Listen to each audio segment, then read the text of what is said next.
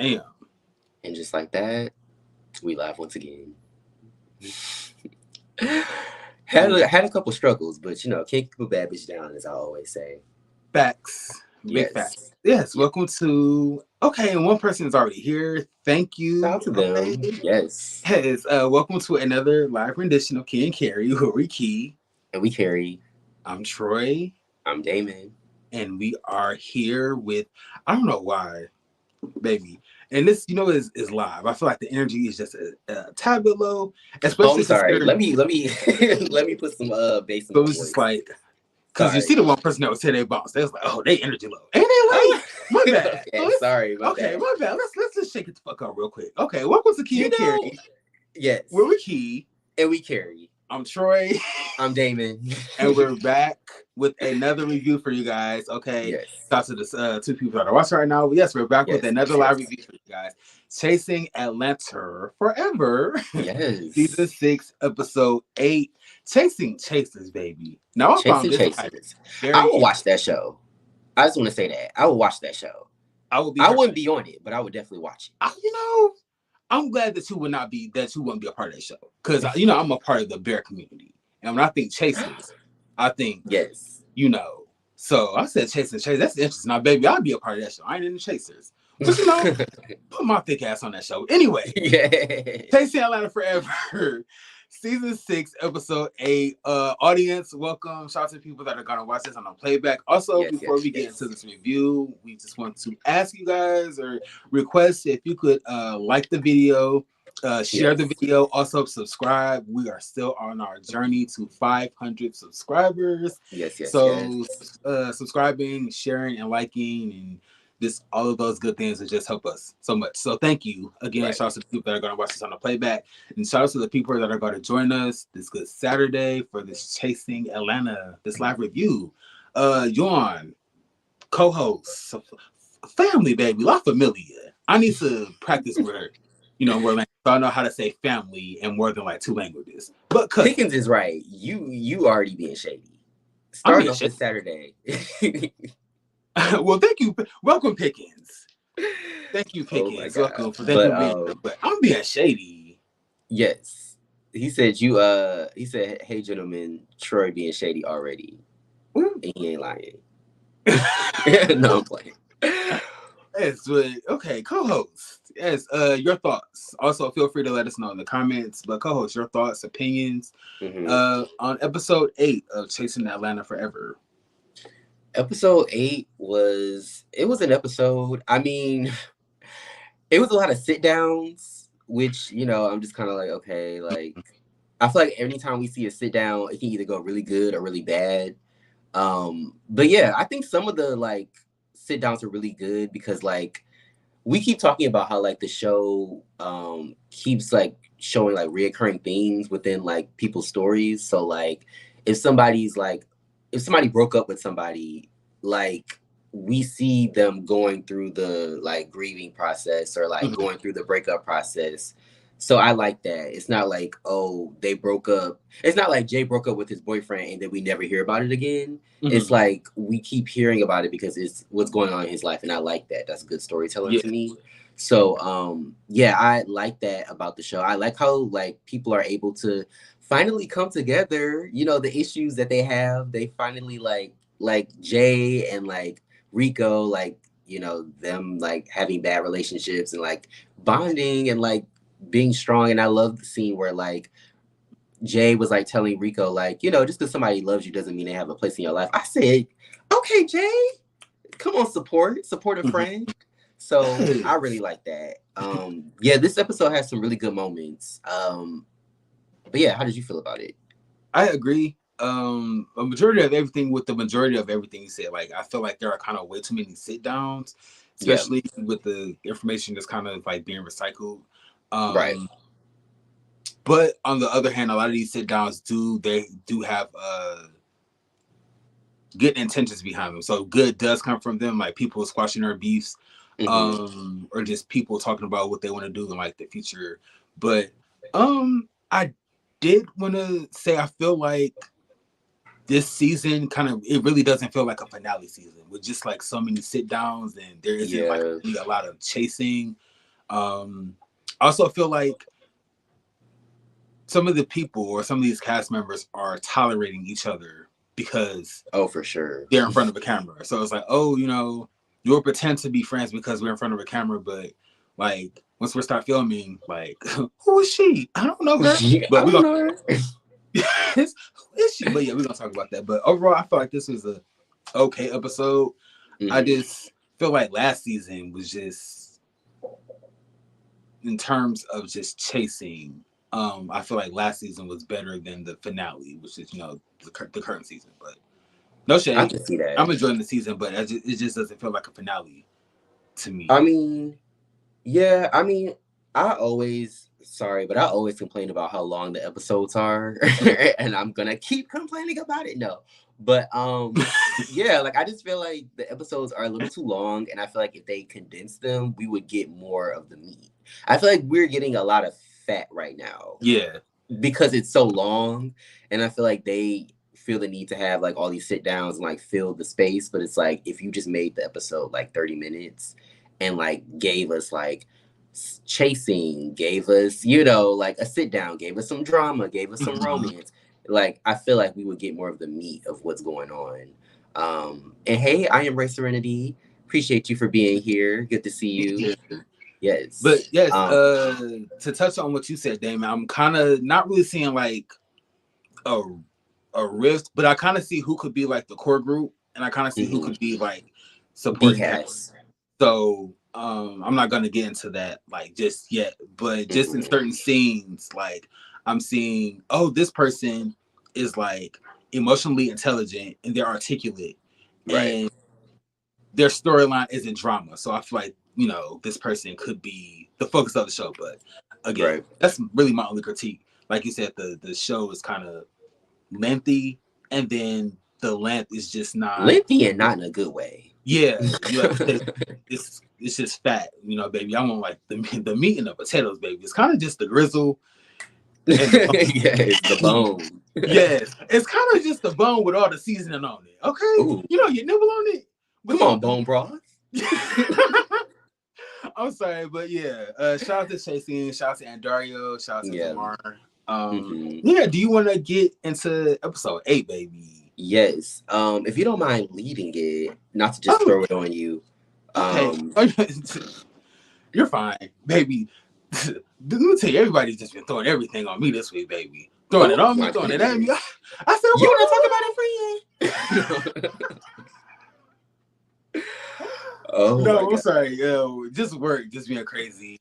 Is this gonna turn into a therapy session like they had in that public space? We're gonna get to it, but oh my gosh. I'm sorry to derail, but now that you bring that up, they were yelling at each other. Dr. Swan and Troy. And it reminded me of that scene from Reno 911 where Rainisha was a realtor and a plane was overhead and so okay. Yes, oh my god. Okay, so this format, we're gonna just change it up a bit. So I have my favorite, or we have our favorite moments, funniest moments, shadiest moments, our favorite of the episode, our least favorite of the episode, our favorite fit of the episode, our letter grade, and the lesson to be learned. Like, what are y'all learning, or did y'all take anything from episode 8 of Chasing Atlanta Forever? But again, feel free to leave your comments and opinions in the chat. We'll definitely highlight it and chop it up with y'all along the way. Yeah. So I just want to start off favorite moment. Baby Miss Willa. She said she came in there to dance and ended up filming a commercial. I said, go the fuck in. I want to say I just love Willa. I love her light, her growth from last season, just the headspace she's in. Right. It was just good to see her in her element. She does hair, cosmetologist. So for her to walk into a hair shop or hair store and just be like, this is that color, baby. They got this and this texture, the lace. And I was like, go ahead, Willa. Go off, Willa. So this is one of the highlights of the episode for me. Just, Willa collaborating again, because this is what we always say, like the show Chasing, it should be like grinding and just highlighting the cast members, working in their element. So this scene was dope. or I felt that this scene was dope. Just Willa. I thought it was cool too. Like I felt like I like, especially like knowing like what she's been through in the past like year. Right. To see her like do like almost like a 180 is super cool. Like, it just goes to show you like when you're going through something in your life, like it could change like so quickly and you can be like on the up and up. So I like that. I like seeing her in the scene with those two women. It was kind of funny because like it was a little awkward because like I feel like there might have been a small language barrier, but like I think still the camera like also kind of threw them off too. Yes, I wouldn't even say it was a language. It was definitely probably the cameras that threw them off. Cause old girl with the two buns, no sticks, she kept looking at the camera, and I was like, I was just laughing because I'm like, she was just like, when people get like kind of subconscious, like, okay, I'm on camera, but it was a cute scene. Like, I love that she's like making these connections, networking. That's money. She said she should do a commercial. She said, right.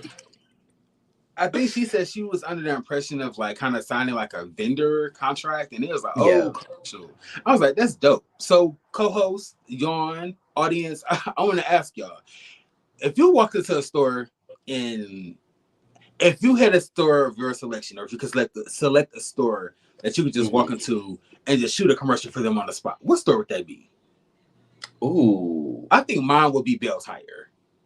You could never have enough tires for your vehicle, baby. They told me you could shoot a commercial for Bell Tire and get a year of 2 years of like free tire service, tires rotated. You keep a couple spares in your trunk, or keep a couple donuts in your trunk, baby. Bell Tire for me. But let us know in the comments. Not Bell Tire. Yeah, what about you? L Tire. I don't even know. I'm trying to think. If I could shoot a commercial for them on the spot. On the spot. I would guess it would be something that I use a lot, right? Like something that I can speak to the product, I guess. What would be a gag if it was something that you really didn't know about? Oh, for sure. Yeah. You know what? Maybe I could do something for like Johnson's baby oil. I thought that would be fun. Not Johnson. I don't use baby oil, but like I feel like that would be funny. You know what I think would be right up your lane, right up your alley? What? Who wants linoleum floors? Linoleum. Shout out to Reno 911. These Reno 911 references. Shout out to the TV show Reno 911. Hey, shout out to Comedy Central and Reno 911, Niecy Nash. But I said shout out to Willa. Like I just thought that the scene was see her in her element. To walk in expecting something and the outcome can be something like completely different is dope. Also feel like her Willa kind of just like, I don't want to again psychoanalyze her because this isn't what this podcast is about, but just when you change your mindset and like your spirit, you just kind of allow, like, not to be that person, but doors open for you when you allow them to open, or like God gives you blessings when you're ready for them. So like, she walked in, ready to sign a contract, and they said shoot a commercial. So that's dope. Like her face is literally about to be broadcast, like if it isn't already, but about to be broadcast all over like in Atlanta. So shout out to Willa. Yeah. And it seems like the start of like a working relationship. Like maybe she didn't sign a vendor contract right then and there, but it's like the building blocks to like start, working with somebody. But yeah, I thought it was a really good scene. I thought it was a cute scene. When they hugged each other at the end, I thought that was cute. Like, I don't know, just the fact that they like just started this relationship. Going back to the question, because I had a couple seconds to think about it. Surprised you didn't say you would do a commercial for Bacardi Limon, baby, because you always got it on you. Now, walking into a liquor store. Walking into just a regular grocery store. Now I can walk into a liquor store, baby, and I can advertise for some liquors. Okay, I can advertise for some liquors. Now I can see that for sure. If 50 Cent wasn't the person who he was, I would. I don't drink that. That's the other person. Never mind. You know who I would do a commercial for? Who? The damn CTA, Chicago Transit Authority. Because I would definitely tell them about themselves. Clean these damn trains. Clean these buses. Well, you know, I just visit the city. You being a resident, you know, just me being a visitor, I've never had a problem with like the transportation. They're usually pretty reliable when I'm there. Well, not so much the train, but the bus is there on time. You saw that man Sometimes smoking 2 that. minutes early, and you saw that man smoking that blunt on that train. Don't act like you did it. Well, we think it was a blunt. That's why we didn't get on that car. Look at us, baby. Could have been smoking that movie, baby. It could have been. It could have been. But yes, thank you for being here, Yanni. Happy Saturday. Yes, hey Yanni. Thank you for being here. Yes, you have a your favorite moment from episode Ocho. Bam. From no. Bilingual, episode not bisexual. Ocho from season not bisexual. Don't do that. Your moment, please. Yeah. Yes, my moment. I had a couple moments. I'm not gonna lie, I didn't know we would be doing this structure, but I can definitely, still give my favorite moments. But I guess I can give moments that I want to highlight, I guess you could say. Okay. But the Jay, Rico, and who else was there? Somebody else was sitting there. Jay, Rico, Twix. and Twix. No, wait.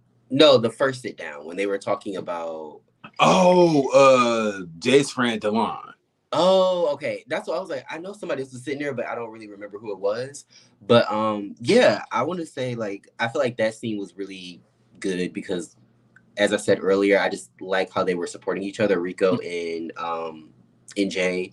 They both like are going through something, but like, I feel like they like are like I feel like that's the time that you rely on your friends is when you're going through something, and when they're going through something, they can rely on you. It's a mutually beneficial relationship. But yeah, I just thought it was so sweet, and like Jay encouraging Rico and like just giving him peace of mind, I thought was really nice. Cause I feel like so often on this show, like people are going through like the same stuff, but like instead of like bonding and like working it out together, it's like we gonna beef it out. So I really like that. And they have good chemistry. I feel like Jay, Rico, Tonka, Tony, I feel like they have good chemistry with everybody. So they don't take themselves too seriously. Yeah, they're very fun. I feel like some people they kind of sit down and they just unload the drama, or it's just like draining, whereas when like they sit down, it's like very fun, and they find things to talk about outside of the group, like they show their personality, so I enjoy that. But yeah, the chasers conversation was funny, especially talking about chasing clout was hilarious. Have you ever come across any clout chasers? We have a very small platform, but you never know. I just figured I would ask. You ain't shit. No, I'm just saying. Like, have I ever come across anybody trying to clout chase off Key and Kiri? Yeah. I'm just like, because we're such a small platform, wouldn't that be like hilarious? Like, oh my gosh.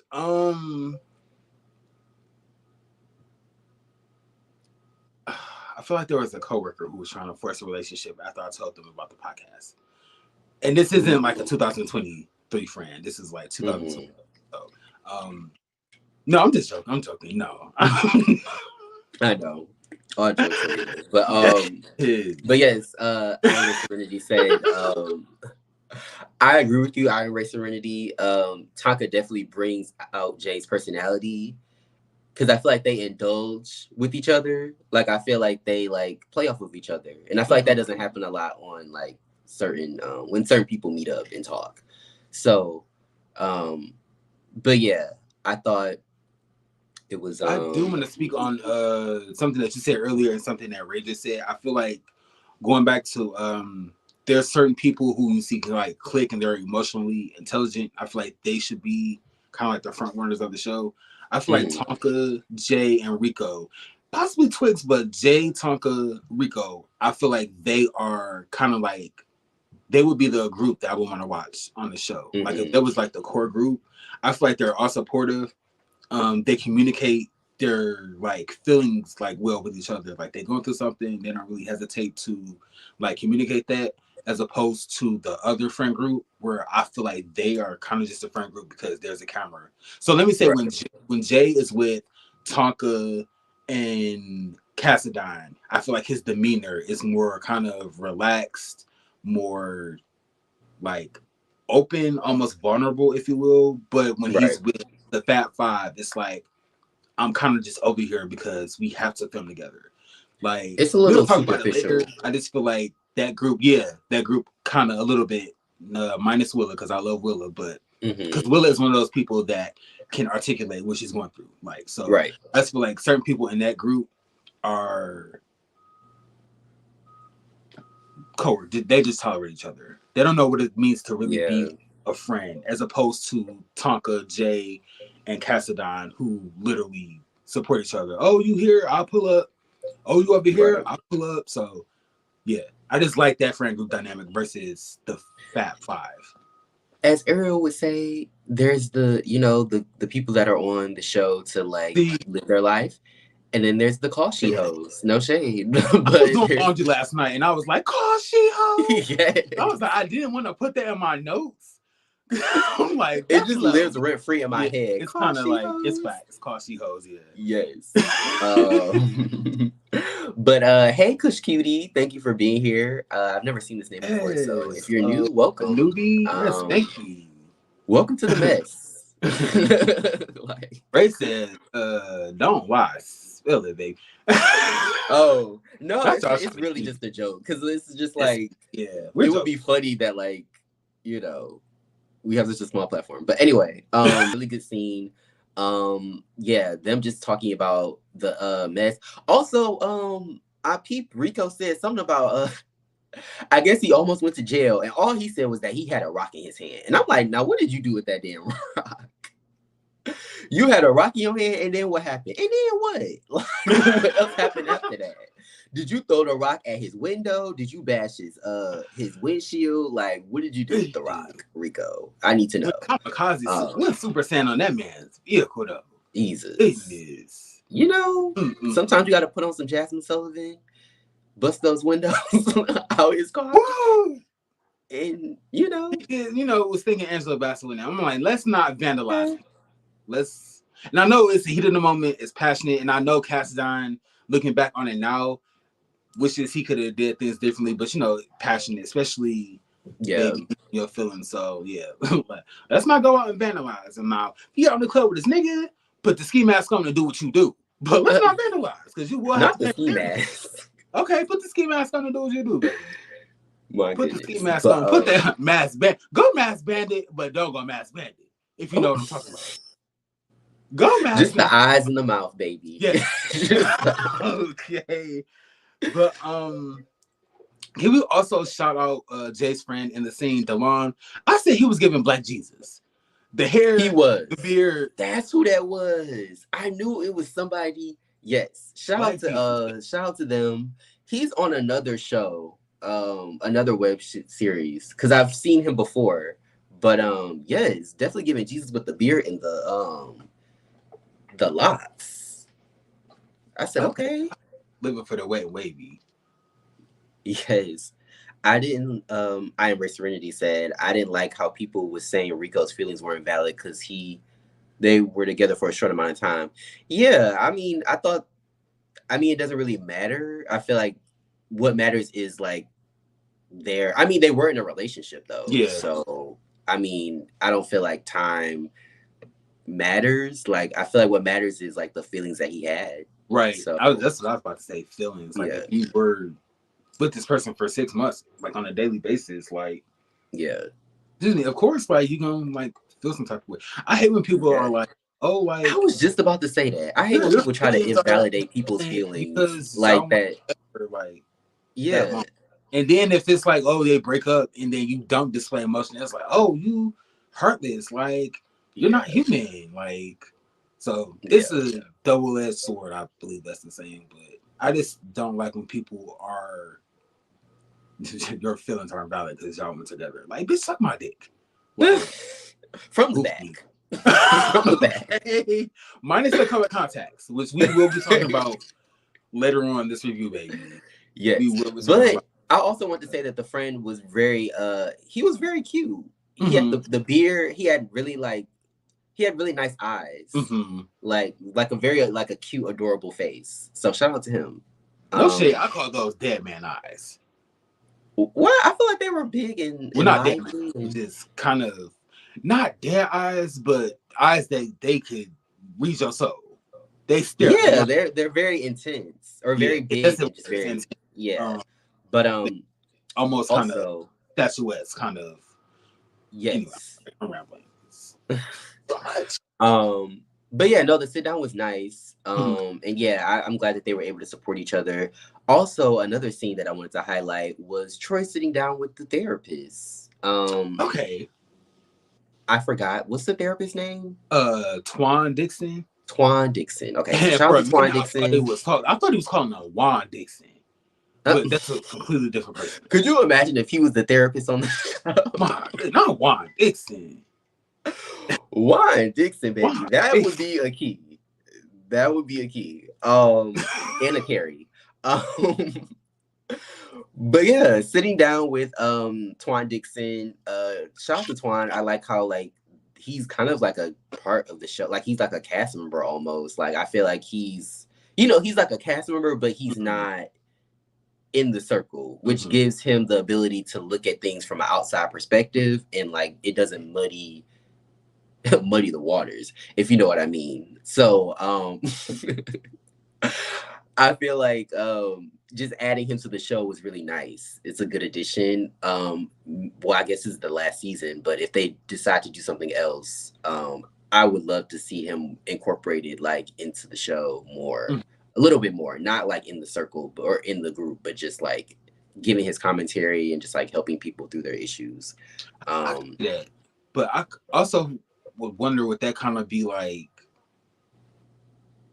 I think you just described it like if he's a kind of like the therapist or a counselor for the group, wouldn't that kind of be like almost like a confidentiality type of thing? Like I consider him like a friend, he's my therapist, but he's also kind of like the counselor for. Oh, like a conflict of interest. Yes, Pickens just said it. Yes. Okay. Yeah. Yeah. I mean, I could see that. I mean, when I first found out that, I think because Oliver introduced him, I think, and then he introduced him to somebody like Twan to somebody else, and I was thinking like, oh, like you go to the therapist that your friend goes to. That's kind of interesting. But I mean, I guess it's all about confidentiality, and I think if it's more of like maybe he's not like their personal therapist, but like he can kind of talk to them about like the things that they're going through in regards to the group.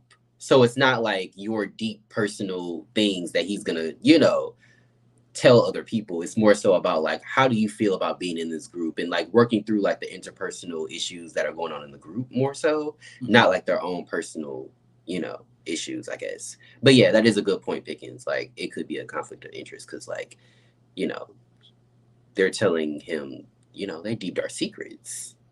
True. And it's usually pertaining to the cast member that he's also kind of counseling. Right.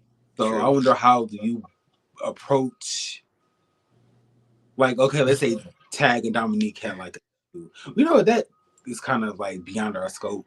But Twan, if you ever watch this, I would love to like know how do you deal with, I guess, the issue from Tag, and then how do you handle. How would you handle Tag, and then how would you handle Dominique if they both have an issue with each other? Right. Because Tag is venting to you, Dominique is venting to you, and you just heard Troy vent about this person, and now this person is venting to this other person's. It's crazy. But I think like from the therapy that I've gotten, is usually not about like accusing people of stuff. It's more so about like, I feel like it's more focused on like you. So like if we had an issue and we go to the same therapist, I don't think the therapist is going to be like, well, Damon like is wrong. But like, I think they're just going to be like, well, how did you handle this situation? And how do you feel about how you handled it? And how could you have handled it differently? Or did you like how you handled it? Like, it's more so about you and not the other person, I guess. But yeah, let us know like if y'all like have ever had therapy and like, if like, I guess how the therapist communicates with you, because I know that's how, like, when I was in therapy, that's how it worked. It wasn't more so about other people, it's about myself, I guess. Okay. But I know I Ray Serenity just said, my mom used to be my friend's therapist. She never told me a thing. Her files were locked in her office. Yeah, it's a very, I mean, it's a very professional thing. Like, they have to, it's confidentiality. Speaking unless you out here trying to murk somebody, they don't have to say nothing. Right? About to miss a brick show ass, my goodness. Yes. And then Pickens also said seems to give a lot of tips and exercises to be introspective. Yes. And I like that he focuses on that versus being like, this person was wrong and you right and blah blah blah, but honestly, child, I feel like all of Atlanta know Troy T because they was yelling at that restaurant during that session. I said, why are they like, first of all, why are they in public? Like, I'm just like, this seems like I was thinking it should be more intimate. Yeah, I was like, maybe y'all should be in his office or even at like a park, just somewhere away from people. But yeah, the fact that they were like yelling at each other, I was just like, not like yelling at each other, but they were like loud, like they were like they had to project. Yelling. Yeah. So I was just like, could you imagine being at like a restaurant and like you at the next table, somebody's like, so do you think that your depression is caused by like whoa. But yeah, they were worse. Yeah, it was funny, but I'm glad that, in all seriousness, I'm glad that Troy is talking to someone about his issues, just like everybody else on the show, or not everybody else, but like other people on the show are talking about their issues to a professional. But how did you feel about Tag's session? I thought it was an interesting scene because we got more of a look into Tag as a person, I guess. But it seems to kind of highlight some, like, it kind of reminds me of like him last season, if that makes sense. So basically, like, I know, I'm sorry, Yanni, not Postmates therapy. Just thought you're funny. but I know, like, Troy is the only child.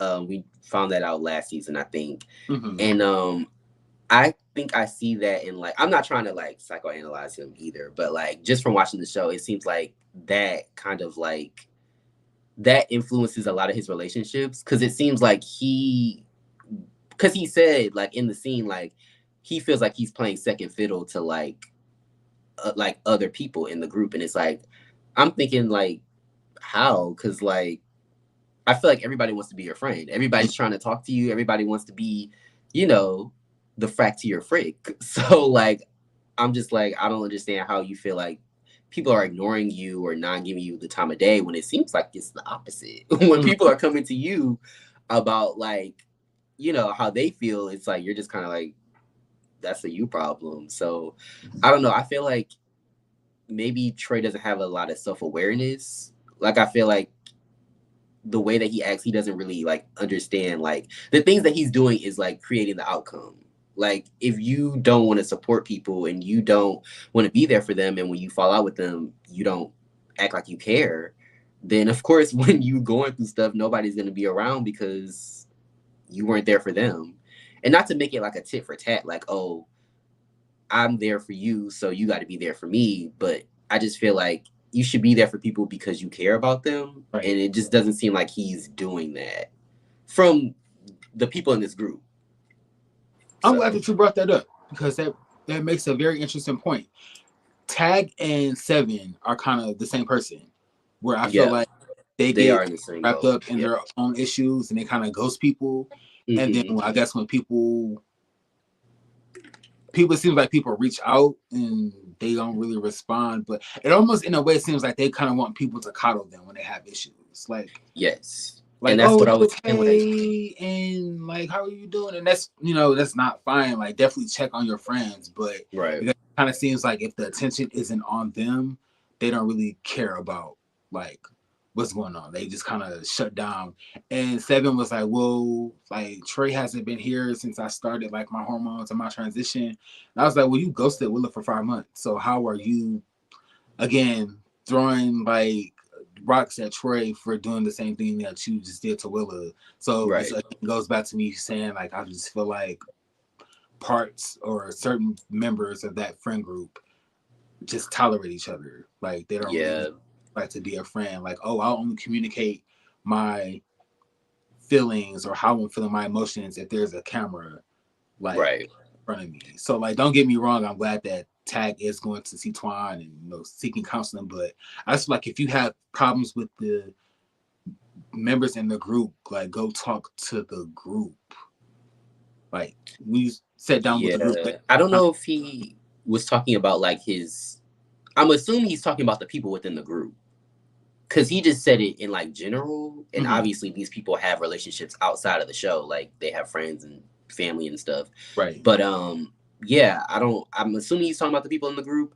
And I feel like, I agree with you. Like if nobody's there for you, like I feel like you got to be there for other people too. Right. Like you can't just it can't just be a one-sided relationship. And I feel like that's kind of what I get from Troy. Like, and then like, not coming from people that are the only child. But like, I feel like that kind of comes up with people that are the only child because they don't have to share their parents' attention. Like it's just them. So I feel like when they grow up, it's almost like, like, why aren't you just paying attention to me? It's just me. That's how I grew up. Whereas, you have siblings, of course, you have to learn, like, your mama might be tending to your sister or whatever. So, I just think that is different. But, this is I guess the troubles being a princess and a big dog, as he said last season. Also, shout out to Will. Thank you for being here, Will. I know you changed your name, Will, but every time I see your name, it's damn I'm thick in my mind. Yeah. Like, because I love that name. That name is such a key. I need a shirt that says damn I'm thick, actually. Like, Cool can't carry a t-shirt line. Yes. Okay. Well, that's Will's because I don't want to steal his name. True. But Will, if you get some shirts that say damn I'm thick, I'm gonna buy one. Yes. Send us some. Definitely. I got shirts that say, okay, well send us some shirts, Mr. Will. Period. Yes. Damn, I'm thick. I'm here for it. I wonder if I wore that t-shirt to work, would they ask me to like take it off? Like this sent me home for the day. Maybe. You never know. If it's a cutoff shirt, definitely. I know if it's a cutoff, they're gonna send my ass home. Oh my god! But to highlight what Pickens Plays said, I think he might be emotionally immature. And I hate to say that because I don't know. I feel like that's kind of rude or like mean to say, but I feel like he just has some like growing in his emotional like capacity, or his like capacity to like understand his own emotions and like understand other people's emotions and things like that, which I guess we all do, right? But he just seems a little emotionally stunted, if that makes sense. Because like when people are like, I mean, I know we feel like Jay Twan is on some bullshit, but like I feel like even when they were sitting down, like I'm like, damn, you ain't gonna indulge him a little bit, like especially since y'all used to be friends. Like I don't know, he was just sitting there like an ice queen, like what, like. Are you gonna get a margarita? Because I'm gonna like it's just very like, oh, okay. But yeah. Yes, Will. I also agree. A lot of the cast seems emotionally stunted. But I feel like this is maybe the time for them to kind of work through that, And I feel like everybody gets to a point where they realize that growing up, like the way that they were, or like the coping mechanisms, or just like the way that they handle certain things wasn't the best way. So now they're trying to work out of that, I guess. So I can identify with that, I guess you could say. But yeah, I thought the scene was interesting. I love when they do the counseling sessions because you get a more of a look into like who they are as people and, where they come from and just their opinions on stuff. So I will say after this counseling session with Tag, I've kind of see like a little bit of a breakthrough, and I kind of hope he keeps like, I don't know if he's just emotional because I feel like he's crying now like almost every constant session that we've seen him in. But I hope I did see like a little with this, so hopefully like he could just learn like how to be like a friend and communicate like what he's going through and like be receptive of hearing like other people's like issues and problems. Same thing for Seven. Like literally not really look up the definition of friend, but kind of take time to understand like what it means to be a friend to somebody. But glad that we are on the subject of friends, because that brings me to like my second favorite moment of the episode, the rec room outing with the Waiting to Exhale cast, baby. Yes. Tonka, Twix, Jay, and Rico. So I said this event or this outing, I'm sorry, is really fun. This is something that I've always wanted to do, like just go to like a rec room and just smash glass and like all that type of shit. It's also interesting. This isn't shade, but it's also kind of interesting that everybody in the rec room was having like nigga issues. Tonka said he was pissed at Kane, and Rico was just broke up with his ex, and then Jay Amore going through it with the Yam Killer. Had that leave out. Now, why y'all have Jay in that rec room with his wig out like that? I'm like, giving a Tweety Bird tea, baby. Oh, man. I'm like, this bitch got this bad. Like, no, absolutely not. But I did. Jay is coming with the looks, though. Jay is coming with the looks. I feel like when Jay is with this group, like he is like, fun. Don't get me wrong, but because I like his work ethic, I like his grind. But I feel like when Jay is with this group, he's more likable. I kind of feel like when he's with the other group, he's kind of a little bit uptight. So it's just good to see him. I feel like if Jay was with the other group doing this rec room, he wouldn't have took his hat off his head. That ponytail would have stayed on his head, and the hat he would have took his hat off. But it was good let his hair down. Let his hair down. It was in that bitch Willow Smith in it that leave out. I said no shade, but it was giving it was giving relapse. He should have been there doing it. Not relapse. But I'm sorry. Wait, what did you just say? He should have been there doing the Alfred Woodard Harlem Shake from Holiday. I just wanted to confirm how ain't shit you are. Trash can yeah. Here we have it. Here we have it. And no shade, I'm glad that you using your phone and you just can't exit out right now. I'm like, I can't even. Because I wanted to. No. But yeah, I'm sorry. I just really like to see it. It's good to see them bond, especially when they're going through something. Like all of them are kind of, having a relationship wells. Like you said, it's good to see like them bond. Not really over trauma, but just to see them bond and have the conversations and just talk about their feelings and what they're going through. Because they have more in common, or their relationship woes, they have a lot in common right now. So aside from the fact that I feel like this group of friends, they really are friends. Like I enjoy seeing them hang out and do stuff, and just their conversation is always really like just uplifting and positive. There's never really too much shade being thrown, or just really never like anybody's never really being talked about in a negative way with like this group are just hanging out. So baby, they was playing Uno. I said, y'all wrecked the room. They don't want to play. Where's a bottle of Pinot Grigio? Like they should have had a bottle ready to pop. They was playing Unos after wrecking that room, and I was like, I'm living for the scene.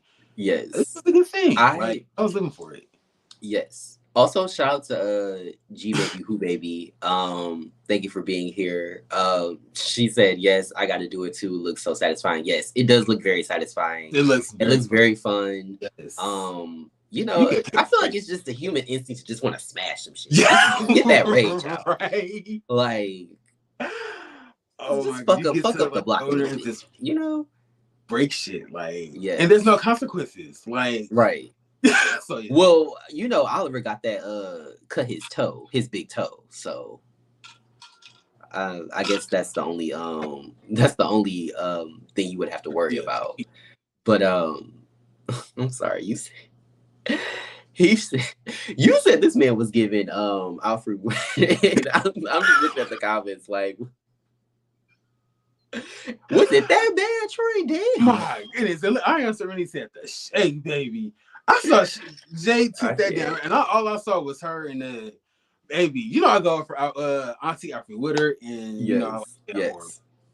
Yeah, The scene, the scene was good, and like I said, it's following the story of, you know, they got into relationships. Now they're single. Even Oliver, like Oliver had just recently broke up with somebody, so you know they all are just kind of bonding, and like it was a waiting to exhale moment, I guess you could say. Right. Yeah. And yeah, it was a good scene. It was. Now I wanted to ask, would you compare like this for? Is it more like? Oh, I got a couple comparisons now. So is it more waiting to exhale? Is it more Noah's Ark? Is it more girlfriends, or is it more living single? You know, I think it's definitely giving waiting to exhale because they all got wronged. Okay. So, or you know, they all were in, I guess you could say, toxic relationships. So, I mean, besides Tonka, I don't know what. Well, I guess we'll get to it. I mean, you know, you know, they're with Kane. So we'll see. We'll see how that goes. Now I said that's T. Fuck all this other bullshit. Put that on the front burner. Wait, what happened? They saying Kane had half the cast of Chasing Atlanta. I mean, Jay Moore is saying that seems Kane like it. Jay does not like Kane at all, and it's so funny because it seems so genuine. Because he's like, you know, Tonka, that's my good sis, but like very Pam and Martin. Yes, very Pam and Martin. Yes, I'm tolerating you. Essentially, like I really don't like you, but how I feel right now, I do not like you.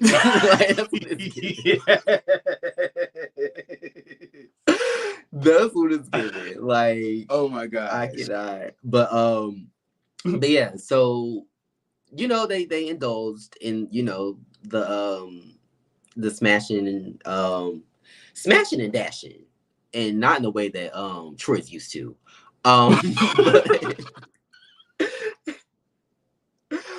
But yeah, after that whole situation, they decide to sit down and talk, and this is where my eyes started rolling, because you know, I don't dislike Oliver, but I do feel like Oliver gets on my nerves sometimes. And I feel like he keeps getting into these situations where the same shit keeps happening. It's crazy because it's like a reoccurring thing with so many people on the show where like they keep getting into these situations, and because they're them, like they don't know that they're going, like outside looking in, I can see you're following the same path.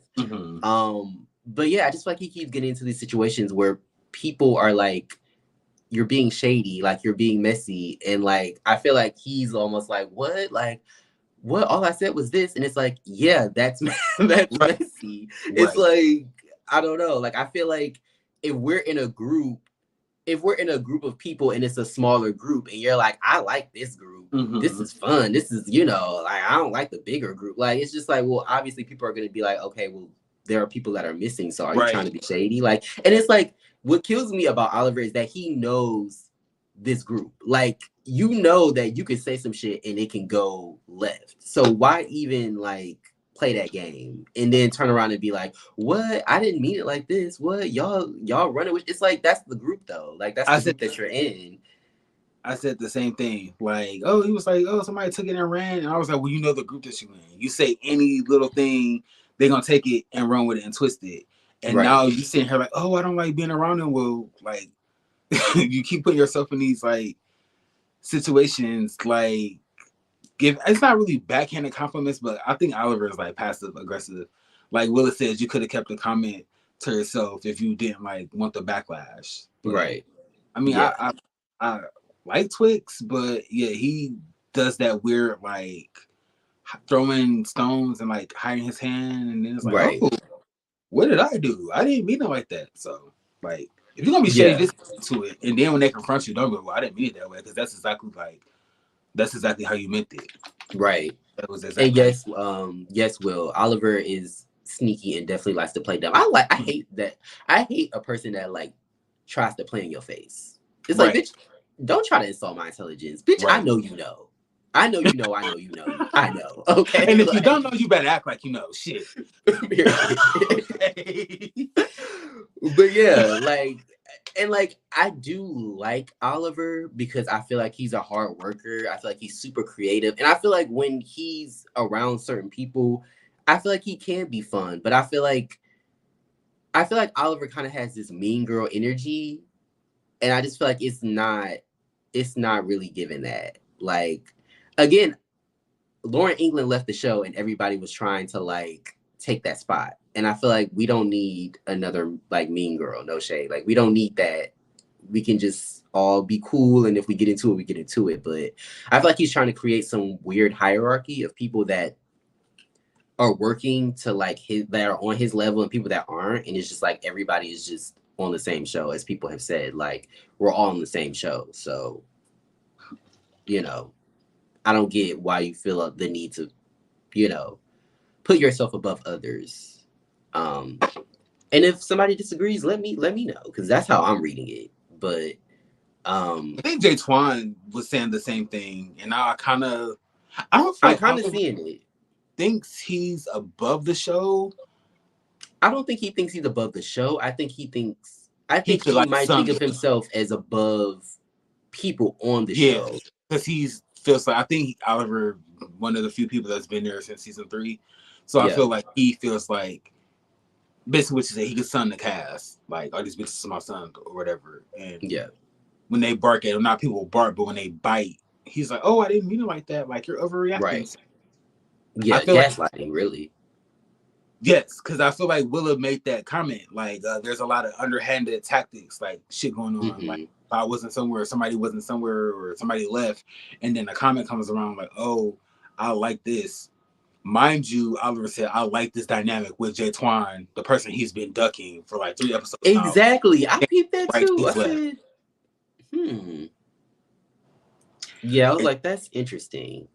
But doing this, I don't want to digress, but speaking of that, Twix decides to tell Tonka that Tonka and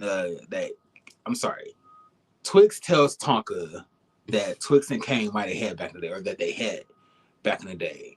I said, oh, this sharing in this double dipping, baby. That's real interesting. And then Jay more proceeds to say that, oh yeah, Kane that said half the cast. I was like, ooh. So I wonder if this was the tension. I think you said it. The tension between Dom, Troy, and Kane is coming from. It seems to be that, because everybody's just, like you said, double dipping it and doing it. It's just. Can we rewind? A lot going on. I had to take a sip on that. Doing it well and double dipping it. That word got that drink called Menage a Trois. Now I said, first of all, I forgot about that. Who was responsible for the spelling of that? Was that word supposed to be spelled like that? Not who was responsible for the spelling, because it was supposed to be spelled like that. And I was talking to Ronald. Shout out to Ronald. But yeah, I was talking to Ronald, and he said that Menage a Trois, it should have been a play on Jay's name. But baby, I saw that. Yeah, that would have been a good idea. And it was very I'm having a stroke right now. Yeah. But it was giving, you definitely lost the spelling bee. Like you definitely you didn't make it to the third round. Yeah, like, but I'm also thinking like it's probably Jay is probably a bard because Minaj is spelled like like Nicki. So, yeah. I can see that, but I feel like it would have been interesting for him to have a play on his name. Right. And Menage a Trois, but Willa put a little bit of tea. Speaking of Menage a Trois, so Willa was like, Jay introduces the flavor of Menage a Trois. Ain't that what got Jay in trouble with Cameron last year? I said, pause. And he gonna pop up in the next episode. So real. Yeah. Because they was. I said, okay, Kim. It was 3-way in. No, when I think of 3-way, I think of Isis leaving her panties on the old girl bed while she was incapacitated. I said I didn't know that there was the third person involved with the camera in the Jay situation. So now they got me thinking. I wonder if the Yam Killer, I wonder if he came in as the third, and Cameron kind of. That's not really what Can't Carry is for, but Jay Moore, if you watch this, like, were you and Cameron involved in a 3-way? Was the Yam Killer the third person? let me know. But yeah, I did say that this rec room event was it started off fun, then the conversation got a little messy. But it was just good to see them sitting around supporting each other, playing Uno. Baby Tonka was all up in Twix's hand. He like, was. my goodness. He was. Or they were, sorry. But yes, all up in the hand. I'm like, I did like the scene.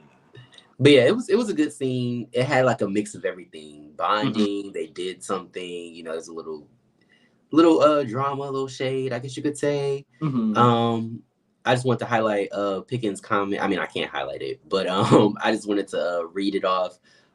He said the shade is fully intentional and he knows what he does. He loves the mess, but often comes out without getting called out until much later, which becomes, why are we still talking about this? Yes, that is a good point, Pickens. Thank you for bringing that up, because he does do that a lot. It's like, once people find out, like once like the chain gets back to him, it's like, well, why are we still talking about this? That was, and I'm sorry, not to derail, but I hate a bitch that's like, that was in the past. Why are we still, bitch, we talk about it because it happened. Like, people act like when they do something bad, it's like, immediately it's supposed to be forgotten. And it's like, no, like, once you do something, you gotta, you know, we gonna address it. But yes, he loves to do that. Kush Cutie said, Oliver is shady for sure, but they always force their foot in the shoe. I wish they play his game back at him. True. I wish that they also played his game. I wish there was somebody that was also very shady on the show. Well, you know, Willie was about to put her foot up Oliver's ass, and he was like, "You're overreacting. Why are you yelling?" Gaslighting. Yeah, so. True. Yeah.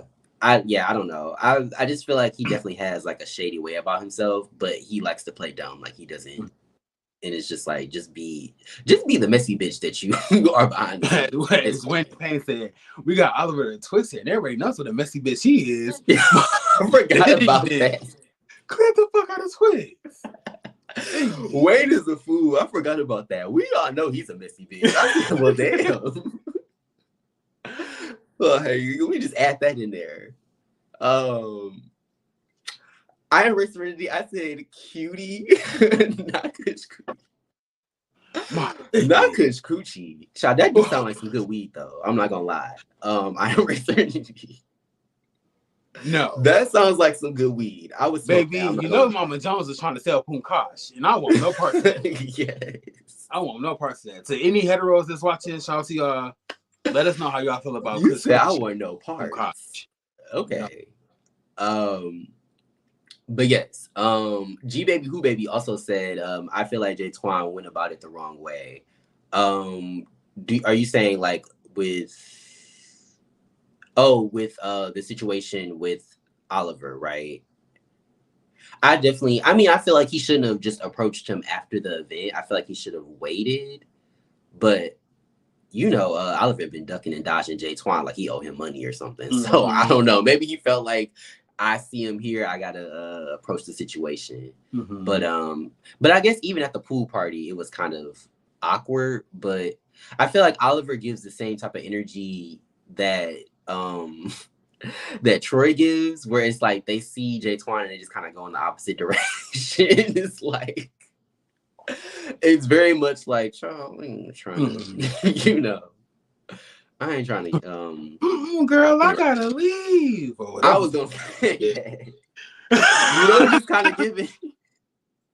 It's kind of giving that scene in Friday where the mom is talking to I think Miss Parker? Yes, Miss Parker. Like, call me when you get home. Okay. like Miss, I ain't calling you. Right. Yes, I'm about to do very much what it's giving. Yes. No. Bye. I'll see you in the morning. God. Like, right. So this definitely giving that.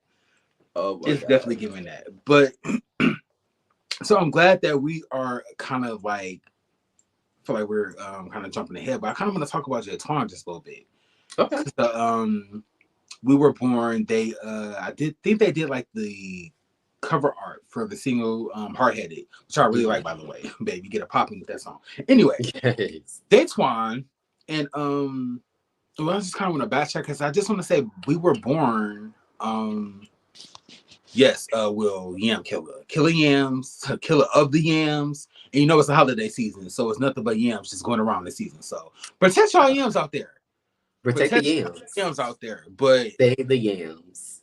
Pick and Plays basically kind of just said the same thing I was about to say. We Were Born really aren't doing it for me. I just wish their focus was music. It seems like they're kind of on two different pages. Like, right, Berlin is Sugar Daddy, ED. J Twan is kind of like hooked on Twix or trying to get Twix. I don't know. It just doesn't seem like they're on the same page. I was kind of hoping for, I keep saying this, like more music, more video shoots, or just being in the studio. But this thing with J Twan and his best friend was just a little.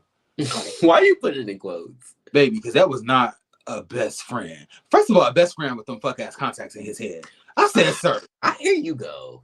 I'm sorry, but you just know how I feel about unnatural. Very handsome young man. But you know how I feel about unnatural color contacts. And especially given like this episode aired like 2 or 3 weeks before Christmas, it's kind of giving how the Grinch stole tea. Not the Grinch stole. Them contacts was just a no for me.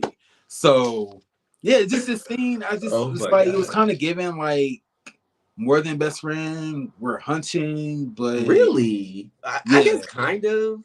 Because especially when it was like your friend. Oh, I'm in my 30s, you're in your 20s, and I was like, whoa, okay, we're best friends. I'm in my 30s, you're in your 20s, but we're cousins. So that's why, I don't see myself befriending me as a 34-year-old. I don't see me befriending anybody. Oh, so you think there was something that brought them together. They said they don't have anything in chemistry other than they like attention. I was like, what type of fucking friendship is this? Like, y'all don't have nothing in common other than y'all like attention. So I'm like, oh, and my Kendra voice, oh, you've been fucking them, huh? That's what it's giving. Yeah, that's what it's giving. I can't. Like, you are tearing this girl to shreds. No, I was not expecting it. I'm sorry. Oh my god! I'm screaming because I didn't even think about that. But now that you say that, it kind of does seem like, okay, yeah, they might have been messing around. Because even the conversation wasn't giving we're friends. It was kind of giving we hang out from time to time. We might mess around, but because even the dude was like, well, you don't really go out. I don't really see you like that. And Jay Twan was like, oh, I be in the house or whatever. And I'm like, oh, interesting. So I'm just like, if y'all don't really hang out, y'all don't have common interests, what is there left but D&B? And I'm sure y'all can figure out what that means. But I'm sure y'all can figure out what I'm getting at. I didn't say it coochie already. I can't, I'm not trying to get my the live snatched down by YouTube. But anyway. But yes. But yeah, I thought the scene was okay. I mean, personally, I like Jay Twan. I feel like he's focusing on the wrong things when it comes to the show. But I do like his energy. I feel like he can be funny. He can be, I feel like he's a likable person. I just feel like the things that he chooses to focus on are I don't know, are the wrong things, I guess you could say. I feel like if he had just came on talking about his music, I mean, if they're shooting an album cover, they're clearly working on music. Right. And then on top of that, you can of course talk about your relationship with your dad, which I think is interesting. I mean, his dad went to prison for murdering somebody who was gay or who was queer. But I'm wondering, I had questions about that. I wanted to hear more about that. Did he murder them specifically because they were queer, or did he murder them and they just so happened to be queer? I don't know. But I thought that was an interesting, topic.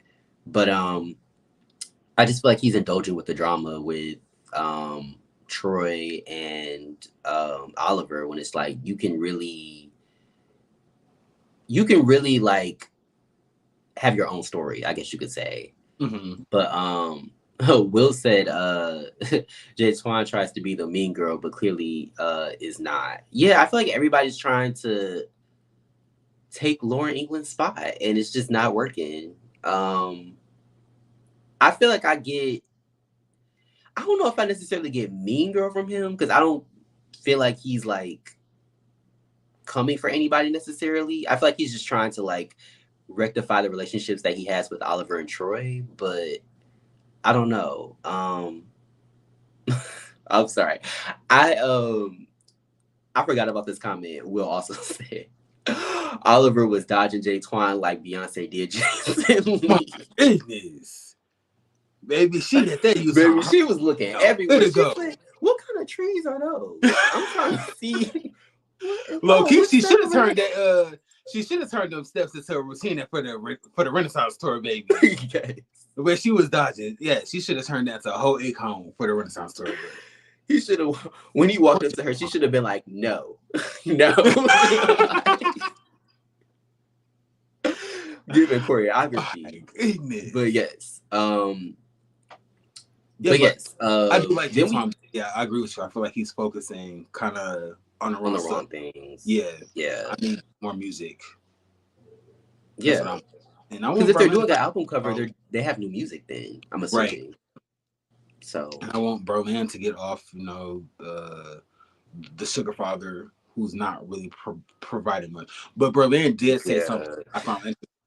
So she said working at her job, like I guess some of like the cisgender girls will, disclose her. Yeah. So I'm like, well, that's like discrimination, baby girl. That's a lawsuit. Like, right. So I was like, wow, I kind of feel Berlin, and I kind of see why she is like kind of, I don't want to say dependent, but just like really pushing like this, I guess, the sugar baby storyline. Yeah, no shade, but I'm like, girl, if we have to hear that your sugar daddy's dick don't work one more time, I'm just like, I feel like she wants that to stick. Like it's just like, and it's just like, girl, we get it. What's next? What else? Right. Are you gonna give him some Cialis? Some, what are the other ones? The little pills, like something. But I did think it was a key that old girl was doing her makeup with shades on. I said, which is crazy because that was my funniest moment. You know what it's kind of giving? Like on Love and Hip Hop, like they would have scenes at the barber shop, but the barber clearly is not cutting their hair. It's clearly just like clippers was not even touching their goddamn head. That's what it's giving. Like baby girls in the background saying watermelon and vagina. My goodness. Just in the background acting, doing terrible background acting. Oh my goodness. I do remember those damn things. But yeah. That was my funniest moment. The makeup artist applying makeup to her already beat face with sunglasses on. I'm like, the body was snatched though. The body was bodying. Yeah. The makeup artist was. I'm like, girl, where you going after this? But I'm like, take the shades off because I gotta see eyes, baby. I gotta see eyes. I gotta see eyes. But you beat my face. I gotta see the eyes. Like, we gotta see each other. But yeah, that's it. I was like, the sunglasses? Somebody in the comments on Chasing was like, well, if you're good at your job, you really don't have to remove the sunglasses. Oh, yes, the fuck you do. You do. Make sure, vampire you're in here, I gotta make sure your pupils are not dilated. Okay. Right. And then I'm like, how many times did she beat Berlin's face? Like, does she know her face by memory? Like, how do you know where to put stuff? You could be the best makeup artist in the world. You still gotta see what's going on. My goodness, baby. Yeah, I was just like, she kind of had him tilt down like this though, so I don't know. Maybe she was peeking at it. What if she was giving Jamie from, what was it, Not Another Teen Movie? We thought she was in that bitch, Picasso and Van Gogh. We picked that damn stick figure. That's what the makeup artist should get. But again, that was like that shit sent me. But I will say I do like how I also think Berlin has an interesting story where it's like, she was a kept woman, I guess you could say, and now she has to be in the working class, and that's, you know, causing issues for her because she's trans. So I think that that's an interesting story. But again, we're talking about how your sugar daddy's dick don't work. I don't know why we talking about that when we could be talking about, you know, and she's mentioned it before, but just like working as a trans woman and like going from, you know, being kept and not having to worry about that to now you have to worry about money and bills and things like that. So well, I think she even said like, hopefully this is a learning lesson, like learning not to be dependent on other people financially, because you never know when they come, you know, it's gonna get cut off. So yeah, I like Berlin. I just kind of want the sugar daddy storyline to be over. I kind of wish like we had, like, this is the 8th episode. I kind of wish we had more scenes of her just being with Willa and Tony and Seven and Kendra, you know, getting to see them bond. And just hang out and like, just, I don't know, just don't like converse over like dinner or lunch, or just go to like a nail salon or some shit. It would just be be like the girls just hang out and just chill and stuff. Yeah, I would love to see another, and it don't have to be a counseling session. Just I would love to see the relationship between the girls more. Right. Since there's so many now, you know, and I love that.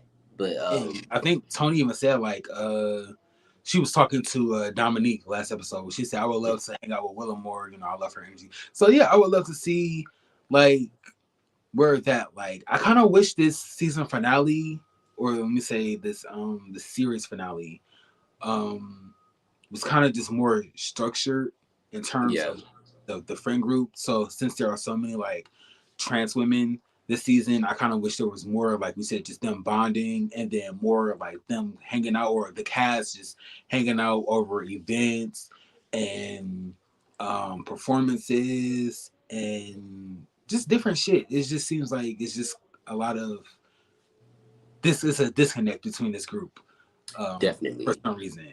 And this just being chasing, I was kind of hoping that we would have got the dynamic that we got last season, but it's just, I feel like Rico with a K not being here is kind of like, because I feel like he was and as unfortunate as it was, he was kind of like the glue.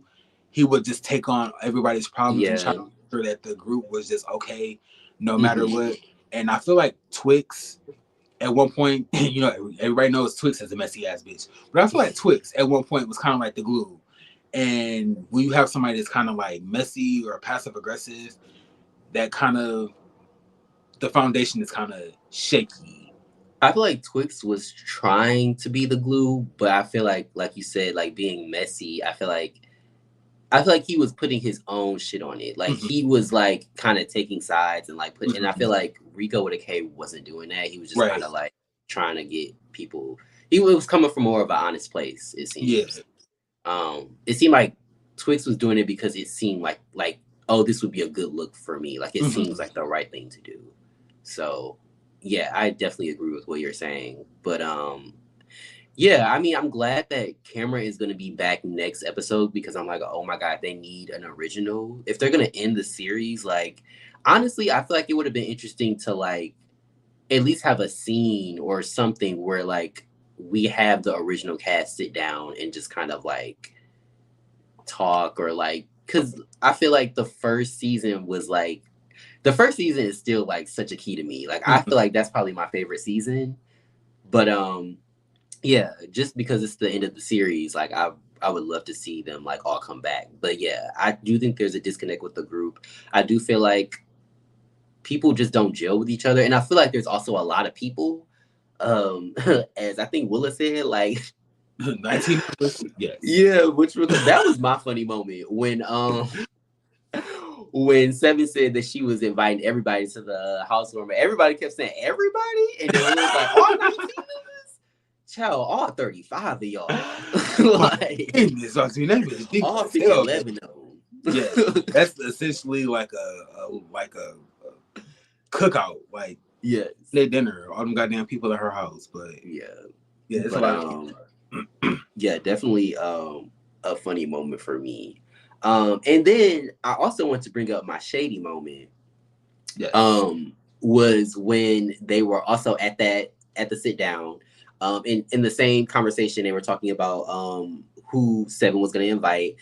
And so she said she was gonna invite everybody but Wayne. Mm-hmm. And then why Don turn around like, why not? I'm like, what? I'm like, I get it. You want to mend fences with him, like you're open to having a conversation, but let's not do that at somebody's event, and second somebody's housewarming, like in their house. So I'm just like, I think y'all need to have either like text or a phone call or a sit down before y'all want to be around the group again, because y'all physically fought. So I feel like that's on another level. Like y'all can't be in the same space. Y'all wouldn't be in the same space at my event or in my home. True. Child, breaking my decorations from Home Goods. Y'all not about to be trashing my bag. But yes, somebody's Will you on it today? He said Berlin got that sweet and low poppy, not a sugar daddy. Goodness, baby. That alternative sugar, baby. Goodness. That equal that. Jesus. G Baby Who Baby said, yes, cause she said he been giving her money for 10 years.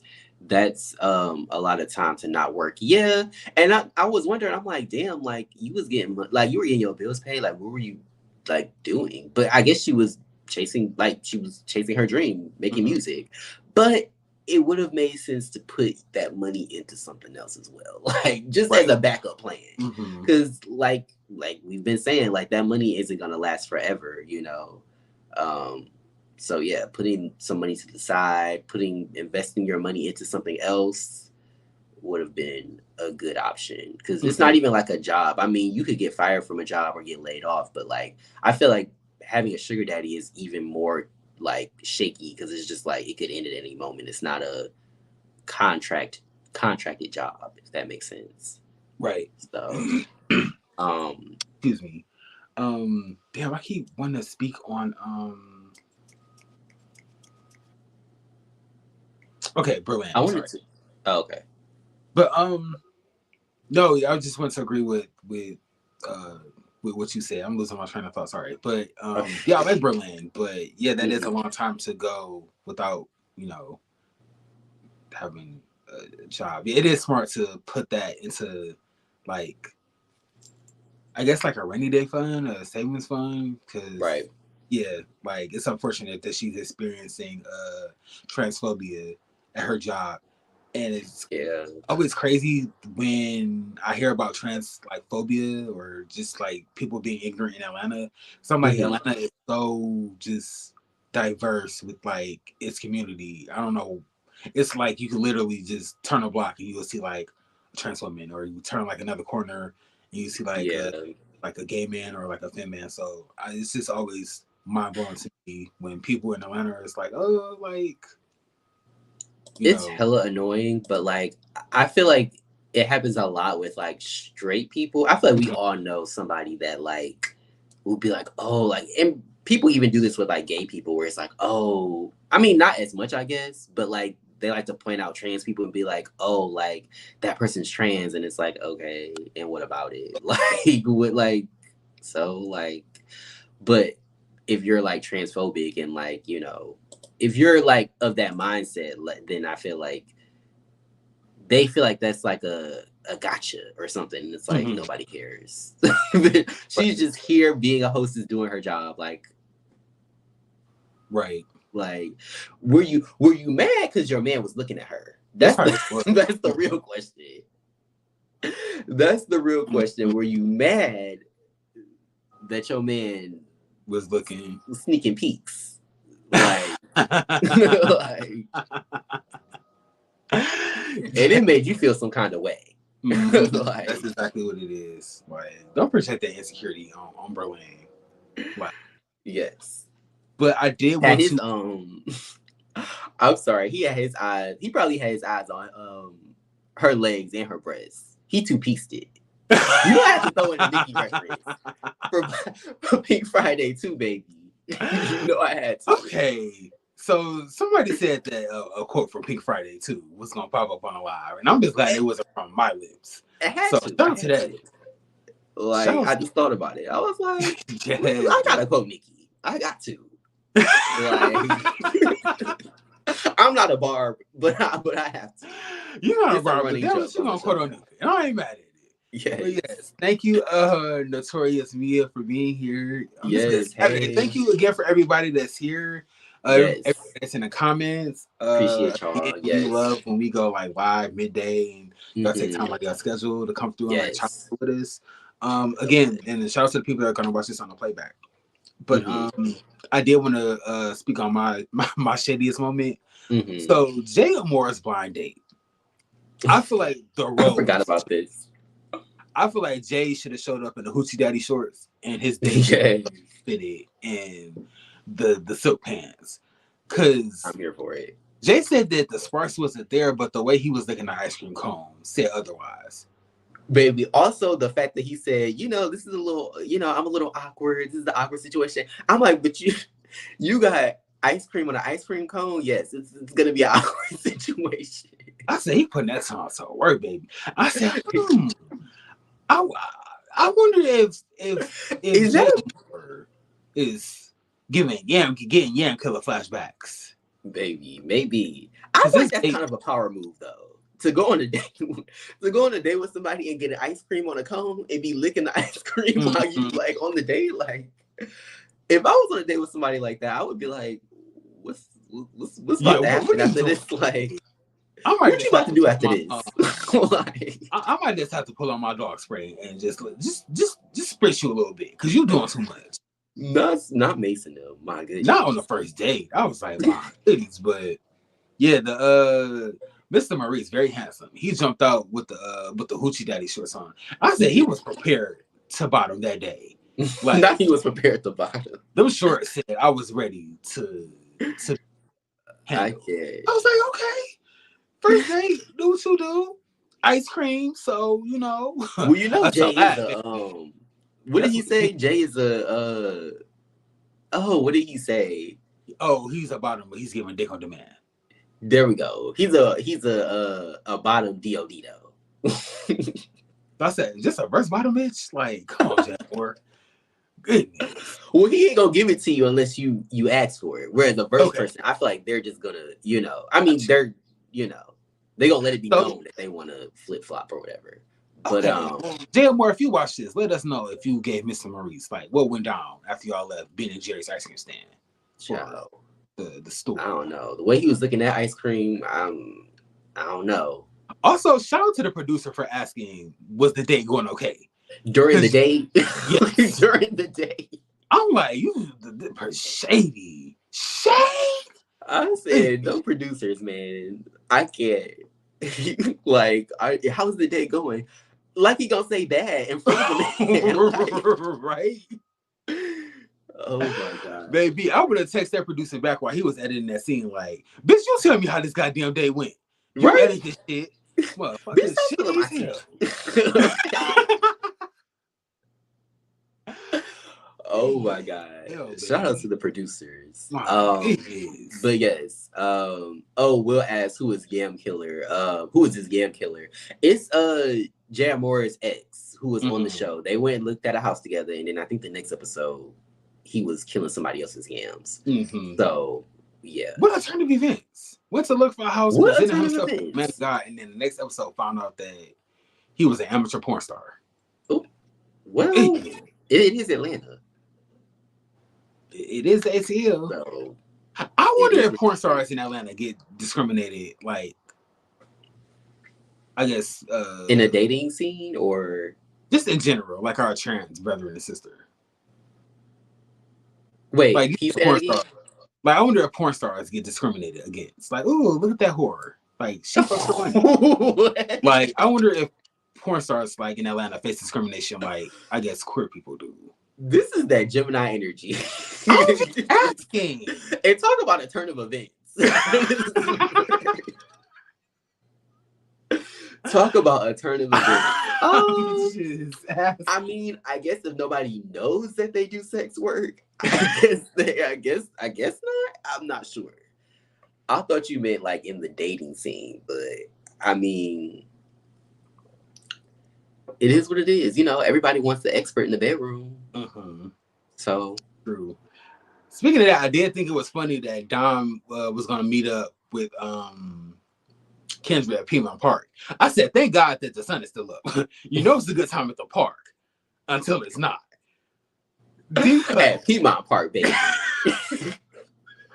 And something's telling me that it's rarely ever a good day in the park at Piedmont Park, okay? Oh my God. Yeah, I said, y'all about to be at Piedmont. Thank God that the sun is still up. Yes.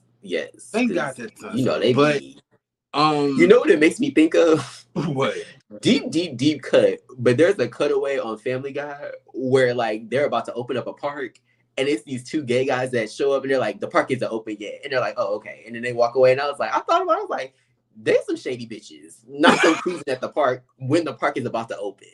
Like, right when the park is about to open, they about to cut the ribbon to open up the park. Why? And they already on some demon time. I can't. Or whatever Smokey Robinson said, baby. My goodness. Whatever. Talk about the Grinch stealing Christmas. My goodness. I heard Serenity said, Truby said whatever on his mind. That Gemini energy. I'm trying to very Gemini. I'm trying to work on that. I live for it sometimes, but sometimes it throws a wrench in the system. It definitely throws me. It definitely gags me. Maybe we should change our channel to Gag City, because some of the things you say, I'm like, oh, okay. That's goodness. And then if we want to be on Demon Time, we could turn it to Gape City. Oh,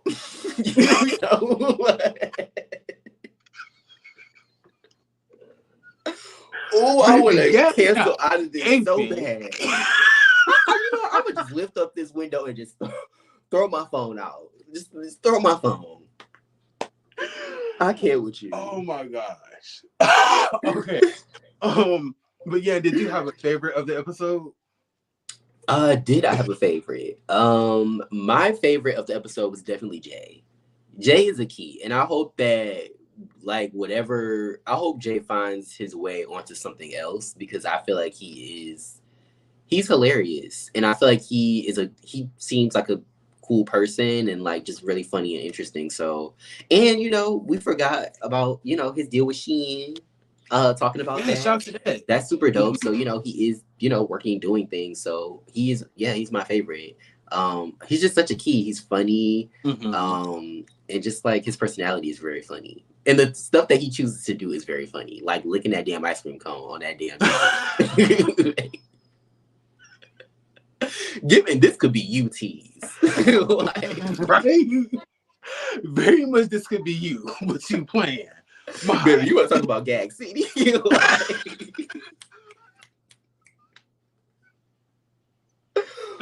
Oh my goodness. But yes. Shout out to Jam Moore. Yes. Who was your favorite? My favorite of the episode was Willa. I just, like I said earlier, I just love Willa's her light, her enthusiasm, just her aura. She just brings like a breath of fresh air because she's so positive, and she just thinks.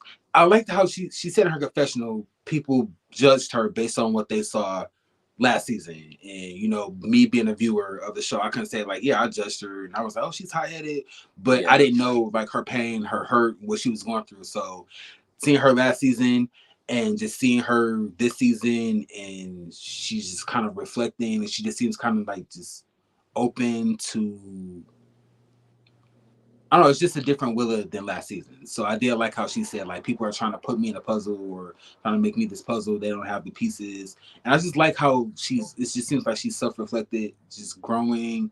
I love the commercial. But Willa's my favorite. I just like how she just speaks. She seems like a really, really, really genuine friend. And I would love to see her hang out with like Tonka, Cassadine, and really just her and Tonka hang out and just see them bond. And because I just love Willa, she seems like a genuine friend. Like she would literally put whatever she's doing on pause to like kind of listen to your problems or your troubles, and the advice that she gives like her friends. Just she seems just like a really genuine, wholesome person. So Willa's my favorite of the episode. Baby, she went in that hair store and she showed her ass. It's always good to have somebody like in the store promoting your product that is enthusiastic and they know what they're talking about, and like and that can identify with it. Yeah, like right. like she a said she's a customer. hairstylist. Yeah, she's a customer. She said, I use the hair, I use it on my clients' hair or my customers' hair. So Willa's my favorite. Like I'm living for Willa. I do want to say, and I feel like we're kind of beating a dead horse, but I would love to see more scenes of the women of the show hanging out and just outside of counseling. Like don't really bond over hurt and trauma, but go, I don't know. I would love to see Willa. I know it would be lengthy and maybe time will soon, but I would love to see Willa invite them over for like drinks and food, and she does like mini makeovers, like styles wigs, or they play in like wigs or some shit like that. So I would love to just see that for like the women on the show. But yeah, I love Willa. I think I'm gonna be saying that for the rest of the season, the reunion, and pretty much for like eternity. Willa is just that girl. She is that girl. Yes. Is.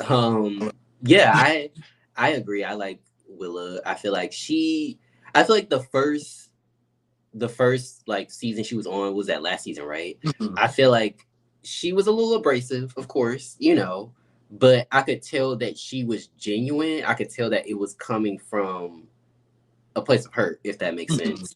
So to see her like come out of that and like see the journey of her like becoming more like self-actualized and like just trying to like be in a better place mentally, because I feel like if you're not really in a good space mentally, like I feel like physically, like your life isn't going to really progress the way you want it to. So I'm glad that she like so many other the cast members are like seeking like mental health, like seeking like professional help for mental health, especially going through the stuff that she's been through. I feel like people go through stuff and then they just feel like, well, it's over, like now I'm here. Like you still gotta reckon, you still have to deal with what happened. It's almost like if you break your leg, like you can't just like, oh, it's over. Like, no, you have to like rest your leg, So I think it's the same mentally. But yeah, I live for Willa. I think she's hilarious. We get to see like a more fun side of her. Like her jokes are funny. Her trying to she also giving a lot of sexual energy. Baby was in that pool with Twix. And was twerking it down. Was in that scene with Seven. Are you gay? Giving lesbian energy. I said, okay, I'm here for it. Yeah, I live very playful this season. Yeah. What would you say your lesson of the episode is? Ooh, good question. So my lesson of the episode. Mm-hmm. And while you think about that, let me I just wanted to point out some comments. Yanni says, side note, Damon and House of Aaron favor to me. Oh wait, I don't know what that means. Let me know what that means, Yanni. But Will said not cruising at the park after filming. The gays be cruising. Iman, baby. I wonder did Dom decide to stay? Oh well, we saw him leaving, but I wonder did he just the camera showed him leaving, but baby, once they wrapped, I know he like when the sun go down, baby. I told you that's my Gemini brother. That's my Gemini brother. My goodness. Yeah. I wonder is you know what? Let me not. I was gonna say I wonder if Kane be at Piedmont Park. Well, Kane is currently in a relationship with Tonka, so I would hope not. Currently? Well, they said that they're together. Well, yeah. Kane, remember the live they did last week? Tonka's live. Kane was drunk, and we found out I found out. Oh, yes, I forgot about that. Yes, you're right. It is. But my lesson of the so I'm just gonna go off the top of my head. And it's gonna sound cliche, but I kind of feel like this episode is just kind of built on like hardships and people overcoming hardships. So my lesson of the episode is just hardships don't last too long. I know that's cliche, and I sound like Janet Jackson because I feel like that's a song, baby. But yeah, I feel like with a great support system, with great friends, I feel like you could overcome anything. It's mostly more about like just knowing your self-worth and self-confidence. Right. But also you have to factor in like you need a very, very strong support system and a good friend or good friends to great friends, let me say, to just uplift you. So I feel like that's what this episode was about. I also you mentioned like mental health.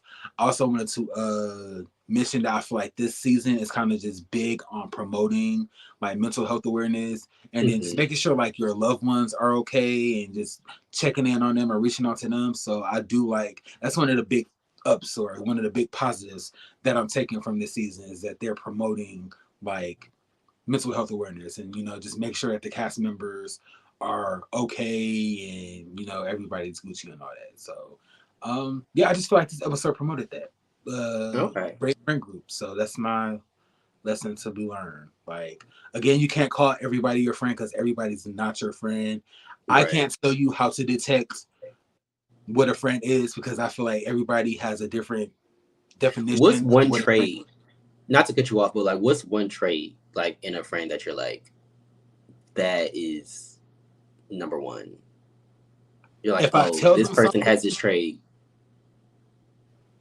Oh, okay, so how can I describe this? Because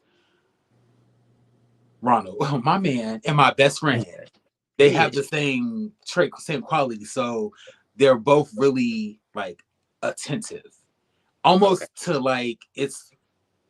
Excuse me, Ronald. It's almost a little bit annoying, like just a little bit, because he remembers every fucking thing, and sometimes he'll tell me something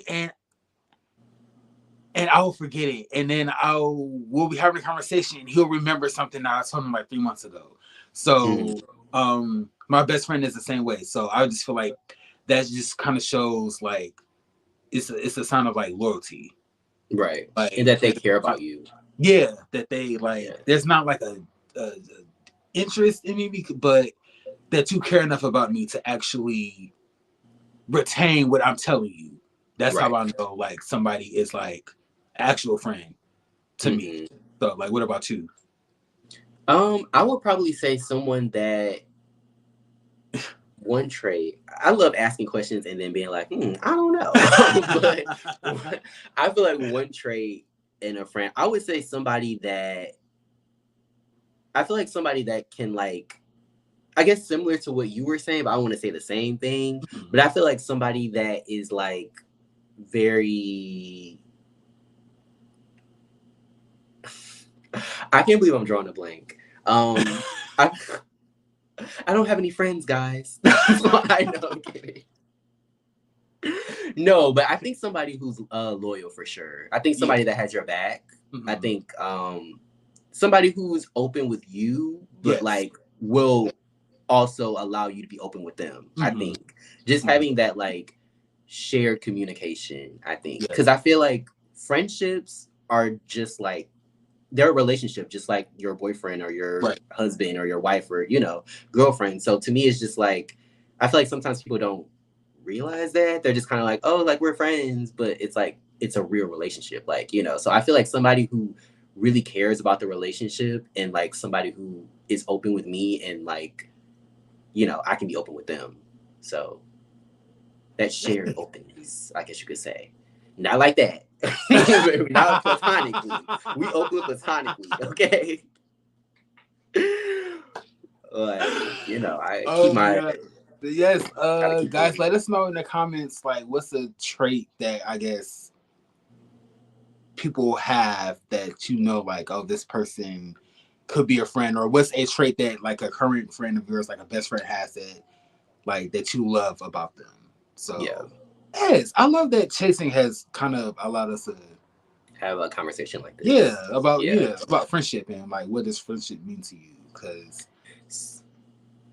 I feel like especially since like the pandemic, I I feel like I've been like blessed to be able to like have my family and then like have like my friends. So I know I have a group of people who are like genuinely here for me, and I know a lot of people like don't have that. So especially like um at the height of the pandemic, you know, the world's closing down. I just felt bad for people that kind of didn't have like people to talk to or, you know, like somebody to lean on. So I'm just Right. fortunate enough to like, you know, have somebody I can call like, hey, I don't know, I'm just like exhausted today. Like, can you Yeah. talk me off this cliff or whatever? So I know a lot of people don't have that. Yeah. I love that I have that. Some people are saying, oh, two people said loyalty, which I think, yeah, for sure. Like, because you want to have that like support, that security. You want to feel comfortable with that person. You don't want to like be vulnerable with that person and then they go and tell your business to somebody else or Right. throw the business back at you. Right. You know, you want someone that has your back, you know. So Mm-hmm. I definitely agree with that. And empathy as well, as Pickens said. Yeah, empathy. Like, because I know sometimes like people will say like, oh, like, you know, like, oh, like they'll be talking to their friend and then the friend is like, well, that couldn't be me or that wouldn't be me or but like they don't like they can't empathize with them. They're just like, Right. you know, or you shouldn't have did that or you was, you know, it's like I feel like you can definitely hold your friends accountable, but Right. also like empathize with them, see where Right. they're coming from because you Right. care about them. Like Right. you would treat them like you treat yourself, I guess, in a way. That's something that I struggle with. Like empathizing. Like I have a Mm-hmm. huge like even with I don't know, just like family members or okay, perfect example. I remember a job I had and I believe like my lead or supervisor, whatever she was at the time, I think she had just lost her husband. And I Mm-hmm. remember like talking to her and she was like you could tell she was like tore up about it, but she was trying to remain professional. And I was like, oh my God, like in my head, I'm like, I got to get out of here because I don't know. One, I don't know what emotion to feel right now. Mm-hmm. Number two, I don't know how to support somebody who just like, what do I do? What do I say? I don't want to say like the Yeah. wrong thing. So instead of just me just coming across as like cold and callous, I would just shut down or I would just leave the situation immediately. So I'm still working on like I feel this how to empathize. I feel the same way. I feel like that's kind of a common thing. I mean, especially given like that situation is like a hard situation, you know, Yeah. like I feel like most people don't really know how to navigate like someone's like partner, like somebody passing, like somebody grieving someone. Yeah. But no, I agree. Like it's just almost like especially like that being like your boss, like it's kind of like we're not friends or family. Right. So it's like I don't, you know, I completely understand where you're coming from. But um somebody said a magic user said wealth. I agree in a way. Like give me the money. No, I'm just playing. Well, when you say wealth, are you talking about Oprah Winfrey and Gayle King? That's Because wealth, baby. that's wealth and allegedly a lot of Leslie licking. I'm just Oh, saying. here you go. You know what? Here you That go. was uncalled for. And that's why I can't empathize. That's right there. Is why I That's do why you not know can't how to empathize. empathize right there. My And I'm goodness. not even gonna put that on Gemini's. I'm just gonna put that on you. Yes, I'm gonna work on I that. am Like, I'm gonna work on Iron Ray Serenity said integrity. That's a really good one. yes. Someone that That's is crazy because like Andy, my best friend, he exhibits that like mm-hmm. on a goddamn daily. Like he is 10 toes down, like right or wrong, and it's crazy because just like Ronald, right or wrong, they gonna stand 10 toes down. Like you know, Yeah, yeah, integrity. It's like that's real. a yeah, that's a good trait to have in a friendship. Um, imagine you just said, "What about Gemini's?" Nothing. I'm Yeah, putting trying to say hashtag that in I on can't empathize. on Troy, Yeah, not Gemini's. he's trying to say all the crazy the foul shit that comes out of my mouth is because I'm a Gemini, and Not he's about 85% correct, but not he's about 85%. 85% correct, baby. Other 15%, mama ain't raised no fool, and Papa ain't raised me at all, or whatever Oh Foxy Love, my goodness! or whatever Foxy Love said, baby. Whatever Mama Foxy ain't Love raised said. no fool, and Papa ain't raised me at all. Period. Yes, May 23rd. Oh my Is this god. our list? Yes, Jim. Oh, that's yes. May 23rd. Gemini gang. Will said, Trey, go to the corner before Gail come get you. Okay. That is on the hush, okay? Like, but before we peel out, I want to ask, if you were to give this episode a letter grade, what would you give it? Honestly, I would give this like a C, maybe like a C plus. Just because, like you said, we said a lot of sit downs. I mean, there was some good in the show. It's good to see Tonka and her crew just bond, and it's good to see Willow in her element. But I just want more chasing. I just want more performances. I want to see Willow do some hair. I just want to see this cast utilize like their talents. Right. I feel like that's what makes the season. Of course, there will be drama. And like you always say, the drama is going to be organic. It's like 30 people on one show. Like, there's going to be drama. But yeah, I just want more chasing. I just want more chasing. I want like authentic bonding. I don't want people to be in front of a camera like, oh, I got to tolerate this bitch because there's a camera in my face. Like, coexist, but don't force something that's not there. So I feel like one thing that, I agree. I would say like a C. But I feel like one thing that's happening with a lot of these shows is that, like, I feel like it's gotten to a point where it's like not really genuine anymore. It's more of like, okay, this is there's the show and then there's real life, which of course is a thing no matter what. But I feel like it's almost like, and Seven said something that's gonna be in the later, that's gonna be in the episode next week, and it kind of like made me think about this, where she's like, "Oh, like why didn't you have a conversation with me off camera?" And it's like, why would they have to? This is a show where, like this is real life, so no, I'm not gonna have a conversation with you off camera because we're on the show, and that's real life. You don't want your life to be on, if you don't want your life to be on the show, then don't be on the show. Facts. So, and I feel like instead of just like showing what these people are really going through, and some people have been vulnerable, of course, but like instead of showing like the real relationships and real issues, I feel like it's almost just like this fake stuff that they want to put out.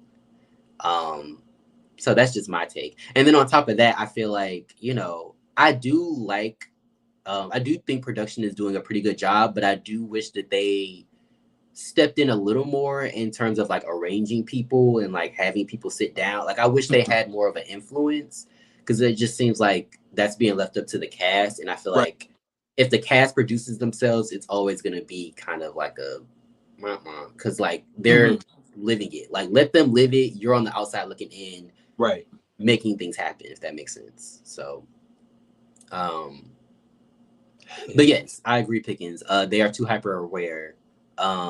They want the best image, yes, and it's like you're so hyper aware that it's not going to come off genuine.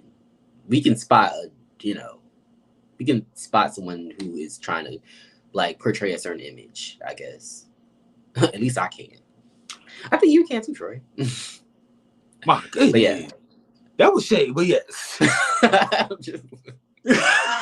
That was shady, but yes. My goodness. No. But no, you have good judge of character as well, of course.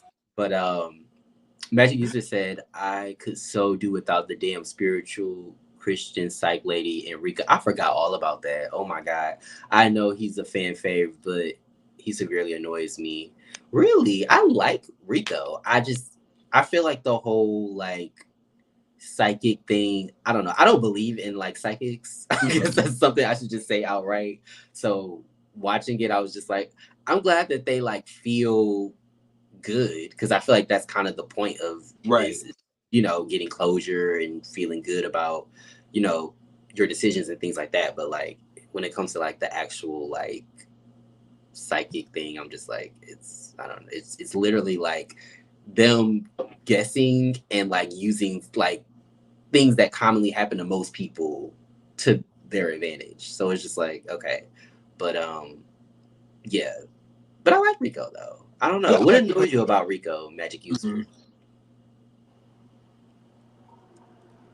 Can y'all explain the medium thing? They talk to the dead. I think that's what they say, that they kind of have this like spiritual connection to people that have died.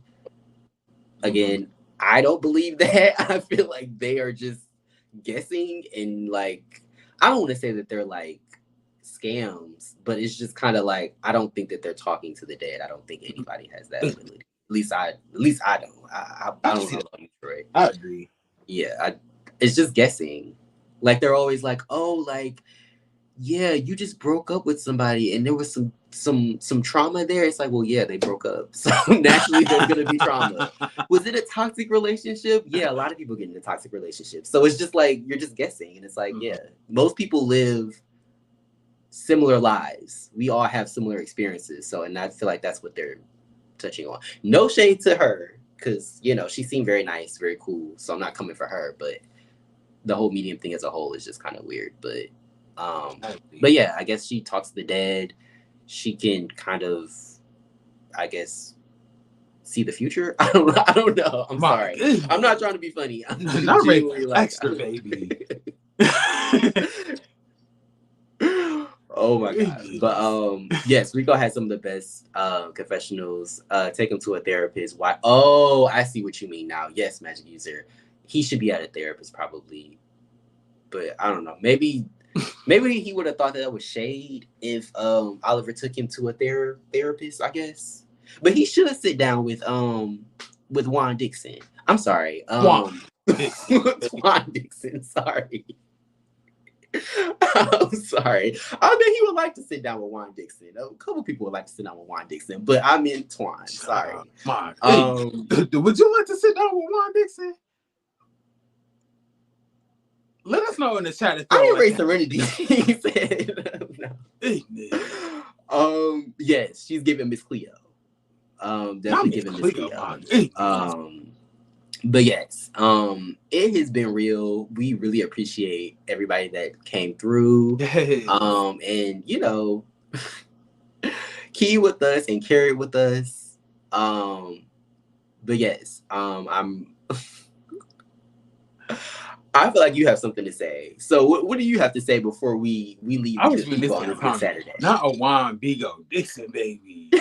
Yeah. Not Bigo. And if you know Bigo, baby, go watch Bad Boys Club season 7 review, because Bigo was the tone of the talk. Okay. Jesus. Also, I wanted to know, I Erase Serenity pulled my wig up from my head and let the girls know that I don't be watching the after shows. I'm so sorry. I will try to get better at it, because I do feel like I'd be out the loop, but I do need to get into the after shows, because that's where the TV be spilling. But you know, I'll be watching my shows and I'm like, let me go over here, you know. But yeah, I'm definitely gonna start get better watching the after shows. Yeah, because they do be spilling tea, and they be a key from the ones that I've seen. I'm done asking questions, because no, you good. But yes, yeah. Anything else to say before we leave? No, just want to thank everybody for coming through on this good Saturday, keying and carrying with us. Yes. It's always like a good feeling to like come through on the weekend. Like I said earlier, y'all come through, chop it with us, and we just love being here. Thank y'all for coming through. Again, if you watch this video to completion, like, comment, share, and subscribe. We're still on our journey to 500 subscribers. And I hope that you guys enjoy the rest of your weekend. First and foremost, enjoy the rest of your weekend. And we will see you guys next weekend. Yes. All that. All that. That's a great closer. But yes, this has been King Carry, where we carry. I'm Damon. I'm Troy. And we will see y'all in the next one. Peace. Peace. Have a good Saturday.